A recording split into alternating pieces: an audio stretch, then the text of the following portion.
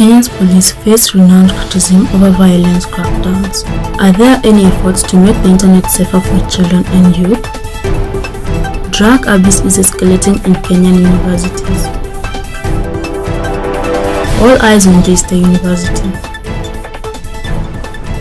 Live from the Global Perspective Newsroom, I am Akota Lung, and we welcome our viewers in Kenya and around the world. We are with you for the next 30 minutes. You can join the conversation on our social media handles at @Akot_Alweng or at The African Lens.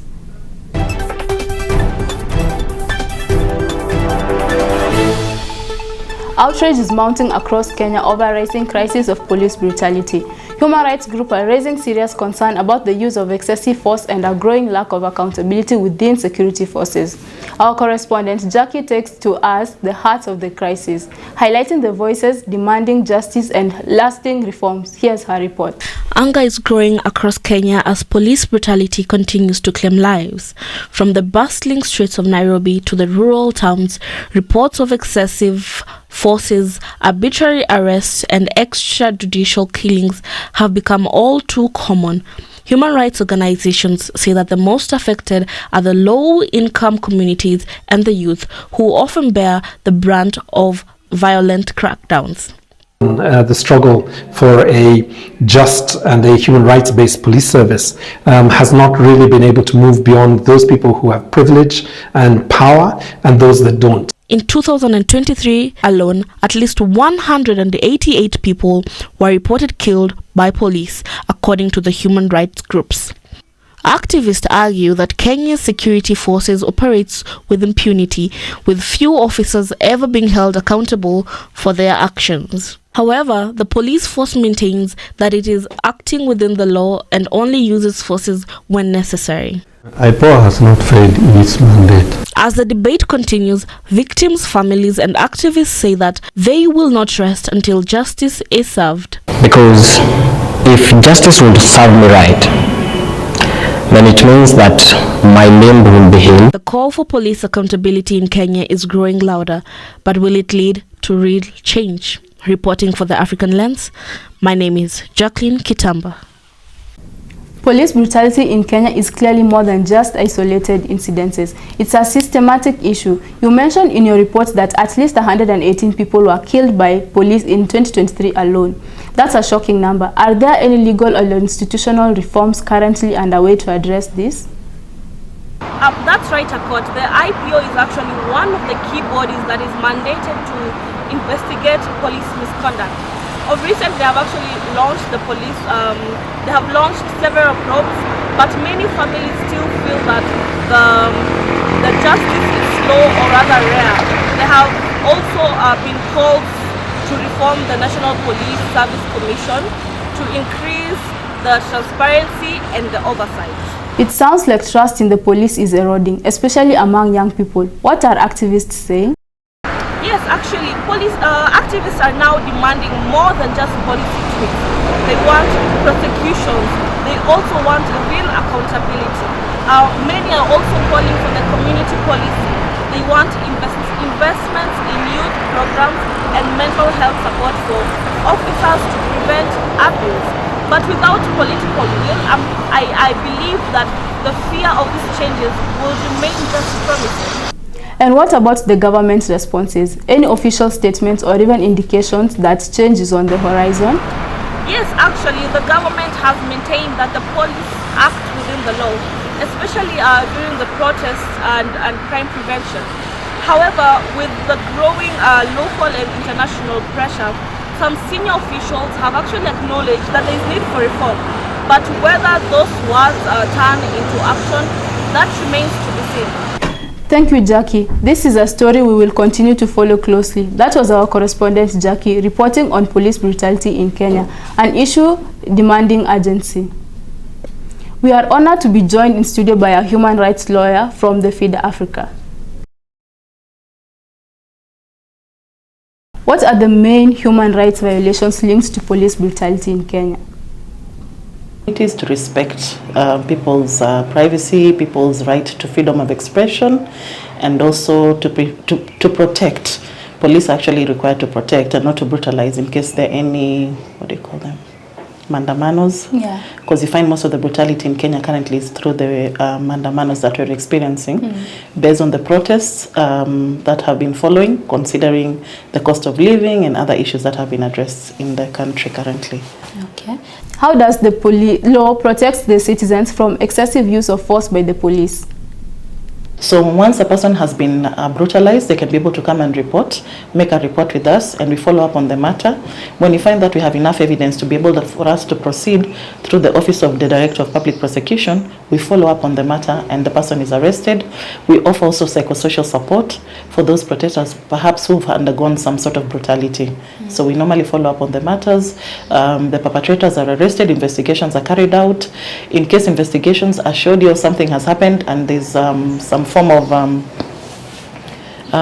what do you call it, when somebody is trying to subvert the law. So most of the time we also link up with IPOA, and then we also have the Kenya Human Rights Commission. Those are some of the places where we go and report the atrocities that happen. Thank you so much, Feed Africa, for that interview. On to our second story for the night.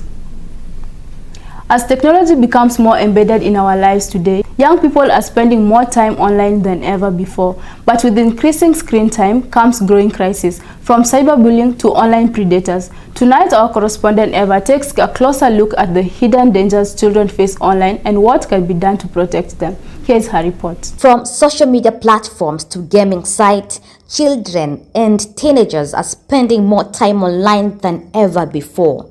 But with increased internet use comes greater risks. Cyberbullying, online grooming, identity theft, and exposure to explicit content have become serious concerns for parents, educators, and policymakers. Children are curious. They want to know how to use the computers and to learn through computers. They also want to be in the modern technology. In recent years, cases of children being targeted by online predators have surged. Young users, unaware of the dangers lurking in digital spaces, often fall victim to exploitation, scams, and harmful interactions. Implementing two programs that are targeted on promoting online safety. One of those programs is called Safety of Children and Their Rights Online, the Scroll project. It's a program actually. It's being implemented in 3 counties in Kenya. And Kenya is among the 4 countries where the program is being implemented because it's a global program being implemented in Kenya, Cambodia, Philippines, and Nepal. So in Kenya, we implement the program in Nairobi, Kilifi, and Kisumu. This particular program really seeks to empower children, empower their communities, seeks to build the capacity of the law enforcement agencies to effectively respond to their cases. It seeks to work with the private sector actors to ensure that they are championing safety of children in their platforms, and then, of course, working with the law enforcement agencies to again effectively respond to these cases. We have a program that is more of an offshoot of the Scroll project. It's called the Scroll Response Project. And this was developed to respond to strictly the justice system. Authorities and child protection organizations warn that while digital platforms offer vast learning opportunities, they are also a breeding ground for dangerous activities that threaten children's well-being.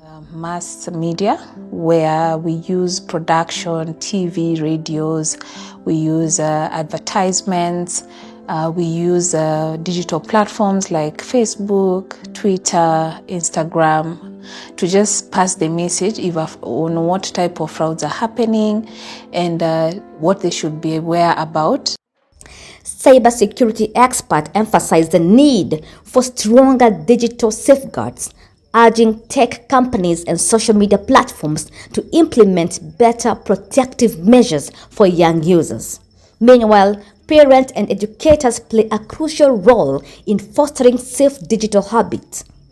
Experts recommend open conversations with children about online dangers, guiding them on how to recognize threats, report suspicious activity, and protect their personal information.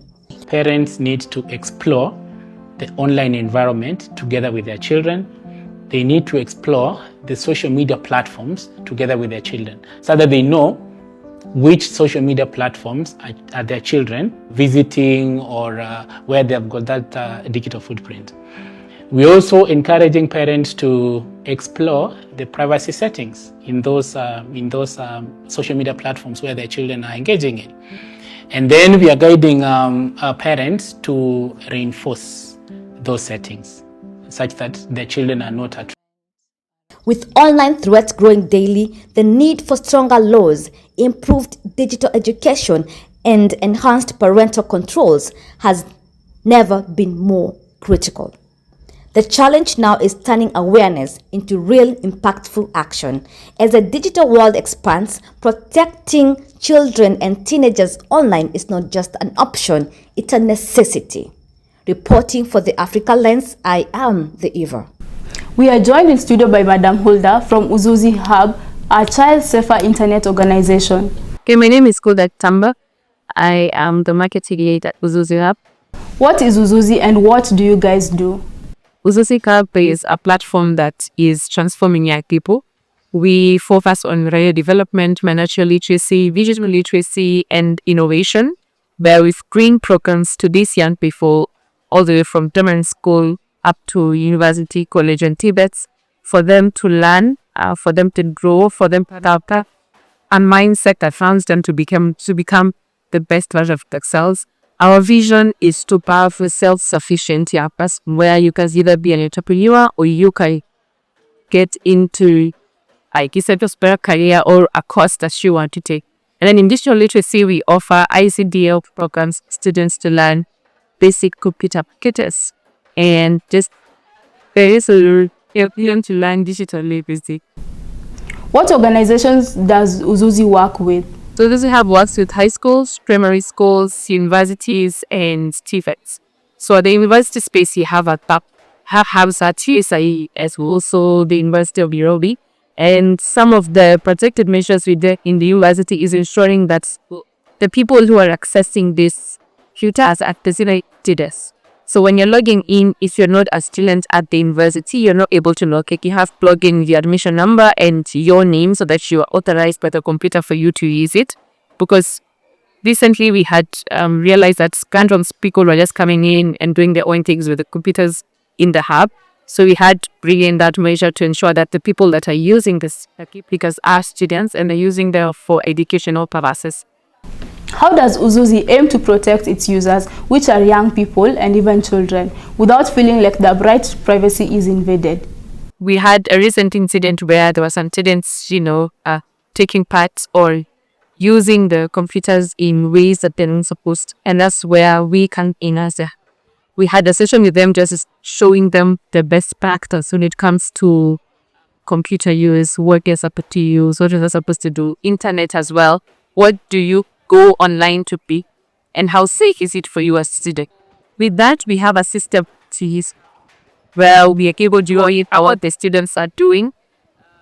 We have a system called Computing, where we are able to understand what the students are learning or what they're doing. So at my desk, I'm able to see what each and every student is doing, and I can be able to go into their computer, turn it off, or send them a message, and they're able to stop if they're doing something they're not supposed to do. Blocking some sites that the students normally use. Here at State House, they cannot go to TikTok, they cannot go to Instagram, they cannot visit some specific sites on Google and search. So that's what we have done to ensure that they are safe in the types of information that they get online. And we are also aware when they do get into specific sites, we can see and we know what they're doing. How do you incorporate parents into protecting these kids while they use Uzuzi at home? When we launched the hub, we had some partners coming in for the knowledge, and one of the partners was DALTS and ICDL. And with the programs that they offer, we are able to track the students from home and also so a student has a photo or an account or a profile for themselves. So what they're doing here, they also mention later. In terms of the cybersecurity specific or their internet usage or what they're doing online, here we have worked with the school. The school has a learning management system. So with that learning management system, that is what they use logging into these computers. So we can track what they in here, the school can also track And then the same system is also used for them while they're at home. So the students be able to see that. And also another thing is just having training sessions with them, because we know when a student has their phone, we do not know what they're doing when they're online. So we have sessions with the students to help them know that these computers or just internet or technology in general should be used in so and so way, so that they don't just do that when they are in school, but then at home they're also aware that they're supposed to do certain things when aware. We will be right back after this commercial break, but you can continue to join the conversation on our social media handles at @akot_alueng or at the African Lens.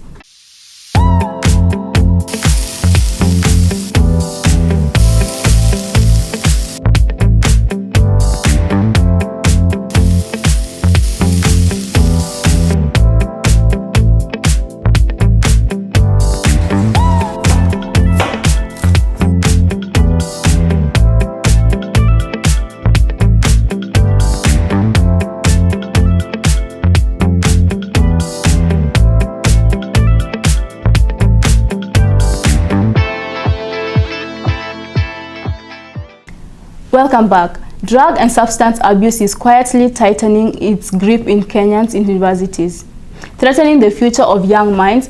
A new NACADA report reveals alarming trends in alcohol and drug abuse among students. Our correspondent now brings us the stark realities campuses are facing and what experts say must be done to address this growing crisis. A crisis is unfolding in Kenyan universities. An NACADA report on drug and substance abuse among university students paints a grim picture. Statistics show that alcohol, cannabis, and hard drugs such as heroin and cocaine are becoming more common in campuses. Sources of these substances include peers, rogue vendors near universities, and even some lecturers. It is true that lecturers intentionally invite students for going out and buying alcohol intentionally.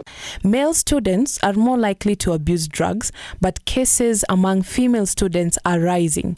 Public universities report higher substance abuse cases compared to private universities. The question now remains, what can be done to reverse this trend?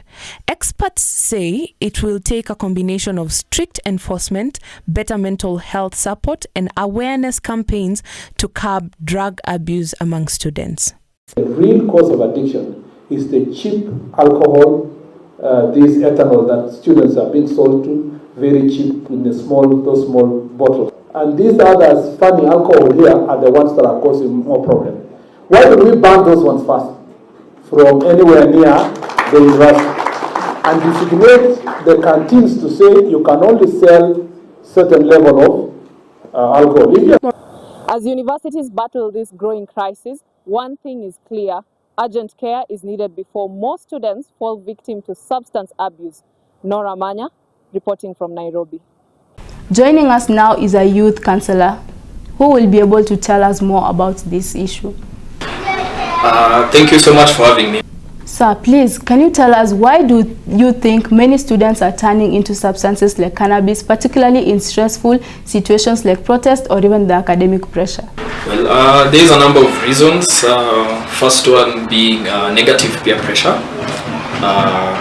When they speak to their friends concerning the stresses they are facing, it's suggested that we can try using these substances. Another thing is these days the consumption of drugs has changed, so we've seen introduction of vapes. A vape can look like a simple thing as a pen, which is easier to walk around with or sneak in anywhere. Flash disc, or they look like everyday things, and it's not as vaping does not produce, as an example, does not cause people to cough as much as like cigarettes. So it seems less harmful, but it's actually more harmful. What role do you think universities' environment plays in this rising trend? In university compared to high school, universities give you more free time and there is more interactions with the rest of your peers. So that aspect of if you have a lot of idle time, it's when you start experimenting with things, experimenting different drugs, experimenting different like risky behavior. If you're not like as engaged. So that's why people are advised to get into sports, get into clubs that build you and build your networking. Well, according to Nakada, the report both friends and even lecturers are a source of these substances. How significant is this influence and what can be done to address it? So for friends, I can say if you see your friend is participating in something, be it harmful or otherwise, you tend to feel like I can try, it's not harmed this person, because while in primary probably the photos we saw of people using drugs or people who are unkempt and the likes, but now you see here's your friend, he's doing very well in school, academically is top, so you tend to try. And for lecturers, you can, especially those who, if you're in a facility or university or campus or tertiary institution where the lecturer takes alcohol, comes to class drunk or comes to class high, you see that as like authorization, like it's okay to do it. So for the lecturer, it comes as from a point of that's the example they've given. For a friend, it's like it's safe because unim tu tunatushana miaka. They can also this thing is not as dangerous as people make it to seem. What will you suggest as immediate steps universities can take to combat this problem? First, sensitization. Teaching the students the negative effects of these substances, because in the long term they normally bring out the negative effects compared to the short term pleasant feelings that people normally experience. Second is if now they can arrest the issue at the start when they see someone is going astray. They're about to start taking these substances, they can stage interventions where possible and where necessary to avoid it getting bigger than they can accommodate. On to the fourth story, which is on democracy. At Daystar University, democracy is alive and well. As the university heads to its highly anticipated student elections, the atmosphere on campus is charged with energy, debate, and determination. Our correspondent brings us the story of... It's that time of the year again when students at Daystar University head to the polls to elect their next set of student leaders. Dubbed Daystar Decides, this year's elections have sparked spirited conversations across the university, with students keen to fresh ideas, real leadership, and a more vibrant representation. Well, the expectations is that the leaders who have been chosen, you gotta be honest, you gotta be truthful. Most importantly, you need to serve by example. Teach us your ways, show us the way by you doing what your way. I also hope my vote is not wasted, so once you come. From the main campus in Athi River to the Nairobi campus, candidates have been actively engaging their peers, sharing manifestos focused on improving student welfare, mental health support, academic resources, and campus security. My long-term vision is actually seeing the association as the greatest association in the country, because we are in a great nation, and I want the association to remain at the top. There are many issues to be addressed, and I want a fully functioning association that listens to its students and also respects the administration. Thank you. I'm going to make sure there is an office in both campuses, and then a working committee that will be there on the ground that will make sure that international students have been followed up and they can reach out to the office anytime. The Electoral Commission EC of Daystar, or rather ECD, has promised a free, fair and transparent election.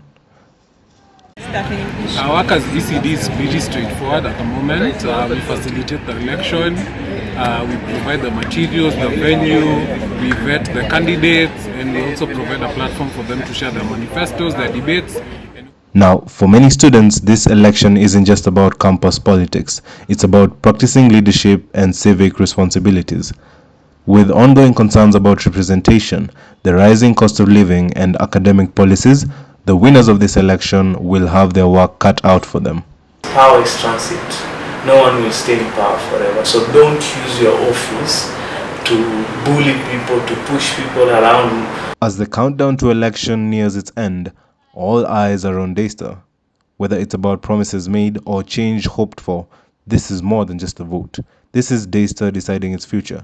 From campaign posters to passionate speeches, Daystar Decides is more than an election. It's a reflection of student spirit. Reporting from Daystar University, I'm Joe Aura, the Africa Lens. In studio with us is the outgoing Nairobi campus governor, who will share his insight. What role do you believe the youth leadership plays in strengthening democracy within the university and beyond? Youth play a very vital role in strengthening democracy in university. One, by voicing their concerns, because an institution can only understand how to serve better when the electorate expresses themselves and say this is what we are pleased in and this is what we are not pleased in.